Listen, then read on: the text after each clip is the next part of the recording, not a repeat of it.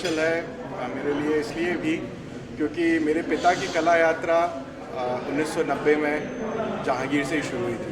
उनका सबसे पहला शो 1990 में जहांगीर के ऑडिटोरियम हॉल में लगा था और अब जब वो कोविड में चले गए 2021 में तो मुझे लगा कि एक उनका फाइनल शो यहाँ करना चाहिए ताकि ये कि वो यात्रा पूरी होकर उस मुकाम पे आ सके जहाँ से वो शुरू हुई थी। लेकिन नॉर्मली एक लाइव पर्सन को ज़्यादा गैलरी में मिलता है मौका प्रदर्शित करने का, लेकिन जो लाइव नहीं है, माफ़ करना, लेकिन उन्हें नहीं मिलता है। हाँ। आपको भी पता हो तो वो कितना मुश्किल रहा, कैसे पॉसिबल हुआ? तो वो ऐसे हुआ कि जैसा मैंने कहा 1990 में 1990 में उनका पहला शो था जी। और उसके बाद उन्होंने करीब 15 शो यहाँ किए, तो एक पहचान बनी उनकी।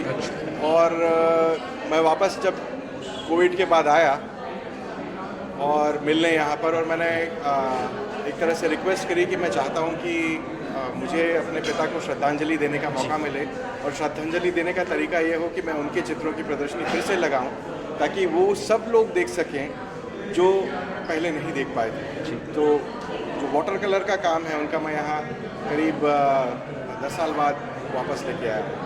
10 साल पहले उन्होंने दिखाना सब बंद कर दिया था और सिर्फ जो एक्रिलिक का काम है, जो बड़े पेंटिंग है वही थे, छोटे पेंटिंग सिर्फ घर में रखे रहते हैं। जी जी जी। तो कितना कुछ अलग फील होता है क्योंकि ऑफकोर्स आप बहुत ही करीब है, उन्हें जानते हैं, कितना इमोशनल टच आज फील हो रहा है आपको अंदर से? क्या कुछ भावनाएं आपकी कुछ अगर व्यक्त कर सके, उनके बारे में बता सके ज़रा। बिल्कुल, भावनाओं का तो यह है कि अब बड़ी मुश्किल से अपने आप को नियंत्रित करके रखा है जी।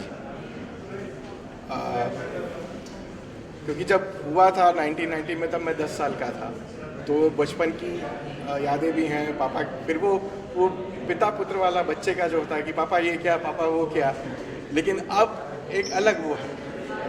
अब सब पीछे जाकर लौटकर याद करना है और अब पिता नहीं है तो पेंटिंग का भी वैसे ही है, लेकिन अब पिता नहीं है तो वो सारा तो घर है ही और बहुत ही इमोशनल वो है। मतलब बहुत मुश्किल है और ये सही कहूँ तो मैं अपने भावनाओं को उतनी तरह से नियंत्रण तक नहीं। जी, आखिर भी आता है तो कितनी पेंटिंग्स उनकी यहाँ पर प्रदर्शित की गई है और कब तक ये एग्जीबिशन चलने वाला, अगर बता सके दर्शकों को? जो बड़ी पेंटिंग्स हैं वो करीब 30 पेंटिंग हैं और 16 पेंटिंग छोटी हैं, वाटर कलर की हैं, और मैं कुछ काम और लेके आया हूँ जो बीच प्रदर्शनी में मैं बदल दूँगा ताकि लोगों को अलग अलग देखने को मिले। और ये प्रदर्शनी 15 मई तक चलेगी। क्या मैसेज देना चाहते हैं दर्शकों को या आपके अंदर कुछ भावना अगर क्या व्यक्त करना चाहे आप जाते जाते? बिल्कुल, मैं ये कहना चाहूँगा कि एक हमारे जीवन में कहानीकार तब जिंदा रहता है जब उसकी कहानियाँ पढ़ी जाएं। जी। संगीतकार तब जिंदा रहता है जब उसका संगीत सुना जाए। जी। और चित्रकार तब जिंदा रहता है जब उसके चित्र देखे जाए। तो मैं तो ये कहना चाहूँगा कि अगर लोग आकर देखें तो एक तरह से वो मेरे पिता को जीवित रखेंगे, एक कलाकार को जीवित रखेंगे। धन्यवाद सर, धन्यवाद सर। आज ट्रिब्यूट दिया गया है, सर ने अपने पिताजी को दिया है, क्या कहना चाहेंगे? कितने आप क्लोज थे उनके या सर के, क्या कुछ कहेंगे आप? सर जी तो क्लोज फ्रेंड है और मुझसे भी मिलना हुआ था मेरा एक बार, तो बड़ा अच्छा लगा था। मेरे घर आए थे डिनर में कोविड के बार मिलना हुआ था, लेकिन आई वाज लकी कि ब्लेसिंग्स मिली है मुझे। बड़ा अच्छा लगा और काफ़ी बातें हुई, वी डिस्कस आर्ट के बारे में, एजुकेशन के बारे में, बहुत चीज़ों के बारे में काफ़ी बात, बहुत अच्छा लगा। तो आज वापस से रिलीव किया आपने कुछ मोमेंट्स पेंटिंग्स देखकर? तो पहले भी देखा है कि पेंटिंग्स तो it is an emotional moment भाई। Thank you sir, thank you. आज प्रभु जोशी सर को ट्रिब्यूट दिया गया है उनके ही बेटे द्वारा, आप आज आप आए हैं, कला के एक कदरदान है, आप भी क्या कुछ कहना चाहेंगे सर? तो ये प्रभु जोशी सर का जो कला प्रवास है ये जहांगीर आर्ट गैलरी से ही शुरू हुआ था।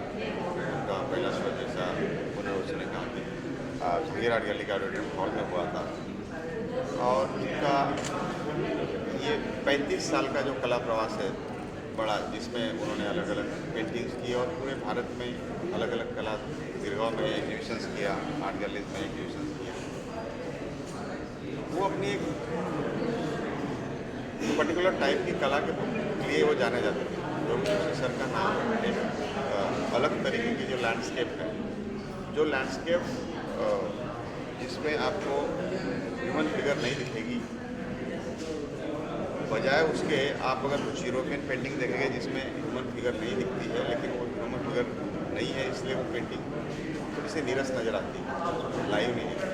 बट आप प्रभु जोशी सर की पेंटिंग देखिए, उसमें ह्यूमन फिगर नहीं है, फिर भी वो पेंटिंग में एक अलग से जीवन है, वो लाइव ही उसके थ्रू पेंट करते हैं। और कुछ कुछ पेंटिंग में उन्होंने अगर ह्यूमन फिगर नहीं भी है तो कुछ में पंछी है, सर है, ऐसे एक प्रतीक उन्होंने लिए हैं जिससे एक प्रतीकात्मक भाष्य उसमें से आता है। ये लैंडस्केप तो ही है, बट उसमें से और उनकी कुछ पेंटिंग है जिसमें एक अनोखी थोड़ी सी एक छटा होती है, जिसे कह सकते हैं आप, जो डार्क टोन है, थोड़ा डार्क टोन है, और वो डार्क टोन से जो डेप्थ उभर के आती है वो बिल्कुल अलग से। ये जो प्रयोग है ये बहुत कम चित्रकारों ने ये करने की कोशिश की है। प्रभु जोशी सर तो अपने आप में एक नाम है, और पुनर्वसु अपने पिताजी को इतने साल बाद अभी उनका कोविड में देहांत हो गया, तो ये इनके लिए ट्रिब्यूट दे रहे हैं जहांगीर आर्ट गैलरी को यहाँ पे शो करना एक अपने आप में बड़ी चीज़ है। तो पुनर्वसु का भी जितना भी प्रेज किया जाए कम, ये बहुत से कम ऐसे पुत्र होते हैं जो अपने पिता के लिए इस लेवल तक आगे भी काम करना चाहते हैं। वो चाहते हैं कि प्रभु सर का नाम कला क्षेत्र में तो दिल्ली जो लोगों के दिल में है जी, वो ऐसा ही रहे, ये कंटिन्यू की शुरू रहे। So this is amazing show. Prabhu Joshi के काम को अगर आप हर वर्ष भी देखें तो वो एक नई प्रतीति देता है। जिन कलाओं की दुनिया में जिस तरह की चीज़ें उन्होंने अभिव्यक्त की हैं, उनमें इतनी परतें हैं, उसमें इतना कुछ अनकहा है कि एक कला का जो चरम पल होते हैं उनको आप महसूस कर सकते हैं। मैं प्रभु भाई के साथ करीब 25-30 वर्षों से लगातार उनसे जुड़ा भी रहा और उनके काम से भी वाकिफ रहा, और हर बार मुझे एक सुखद आश्चर्य और एक चमत्कार सा लगता है कि इस तरह की चीज़ें वो अपने लिए और हमारे लिए आविष्कृत करते हैं। ये कोई बहुत सामान्य चित्रकारी नहीं है।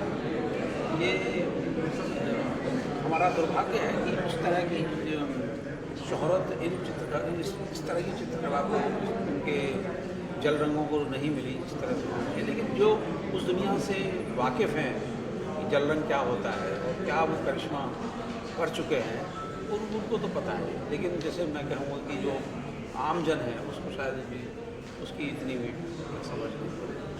जी, थैंक यू।